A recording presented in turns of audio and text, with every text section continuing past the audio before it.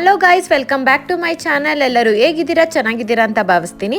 So ಇವತ್ತಿನ ವ್ಲಾಗಲ್ಲಿ ಮನೇಲೆ ಕಾಡ್ಗೆ ಹೇಗೆ ಮಾಡೋದು ಅಂತ ನಾವು ಹೇಳ್ಕೊಡ್ತಾ ಇದ್ದೀವಿ. ಬನ್ನಿ ವಿಡಿಯೋ ಸ್ಟಾರ್ಟ್ ಮಾಡೋಣ. ವಿಡಿಯೋ ಸ್ಟಾರ್ಟ್ ಮಾಡೋಕ್ಕೆ ಮುಂಚೆ ಇನ್ನೂ ಯಾರೆಲ್ಲ ನನ್ನ ಚಾನಲ್ಗೆ ಸಬ್ಸ್ಕ್ರೈಬ್ ಆಗಿಲ್ವೋ ಈಗಲೇ ಹೋಗಿ ಸಬ್ಸ್ಕ್ರೈಬ್ ಮಾಡಿ, ಪಕ್ಕದಲ್ಲಿ ಕಾಣೋ ಬೆಲ್ ಐಕಾನ್ನ ಮರಿದೇ ಕ್ಲಿಕ್ ಮಾಡಿ ಅಂತ ಹೇಳ್ತಾ ಬನ್ನಿ ವಿಡಿಯೋ ಸ್ಟಾರ್ಟ್ ಮಾಡೋಣ.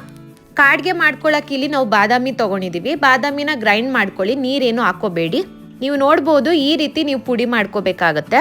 ನೀವು ನೋಡ್ಬೋದು ಇವಾಗ ನಾವು ಕಾಟನ್ ತಗೊಂಡಿದ್ದೀವಿ. ಆ ಕಾಟನ್ಗೆ ನಾವು ಇವಾಗ ಬಾದಾಮಿ ಪುಡಿನ ಹಾಕೊಂಡಿದ್ದೀವಿ.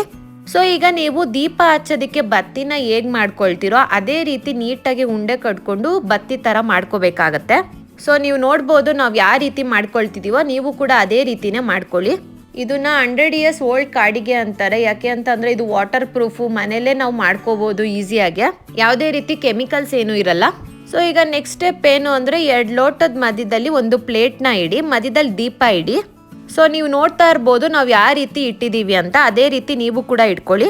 ಆಗಲೇ ನಾವು ಕಾಟನ್ ಒಳಗೆ ಬಾದಾಮಿ ಹಾಕೊಂಡಿದ್ವಲ್ಲ, ಅದಕ್ಕೆ ಸ್ವಲ್ಪ ತುಪ್ಪ ಮತ್ತು ಕೊಬ್ಬರಿ ಎಣ್ಣೆ ಹಾಕ್ಕೊಂಡು ಇವಾಗ ದೀಪದೊಳಗಿಟ್ಟು ದೀಪ ಹಚ್ಚಿ. ಸೊ ನೀವೇ ನೋಡ್ತಾ ಇರ್ಬೋದು ಇವಾಗ ಕಾಡಿಗೆ ರೆಡಿ ಆಗಿದೆ. ಪ್ಲೇಟ್ ಎಲ್ಲ ಆರಾದ್ಮೇಲೆ ಚಾಕು ಇಲ್ಲಾಂದರೆ ಸ್ಪೂನ್ ಸಹಾಯದಿಂದ ನೀವು ನೀಟಾಗಿ ಕಾಡಿಗೆನ ಈ ಥರ ತೆಗಿಬೋದು. ಸೊ ನೀವು ನೋಡ್ಬೋದು ಎಷ್ಟು ಚೆನ್ನಾಗಿ ಕಾಡಿಗೆ ಬಂದಿದೆ ಅಂತ. ಈ ಕಾಡಿಗೆನ ನೀವು ಚಿಕ್ಕದು ಗ್ಲಾಸ್ ಕಂಟೈನರಲ್ಲಿ ಹಾಕೋಬೋದು.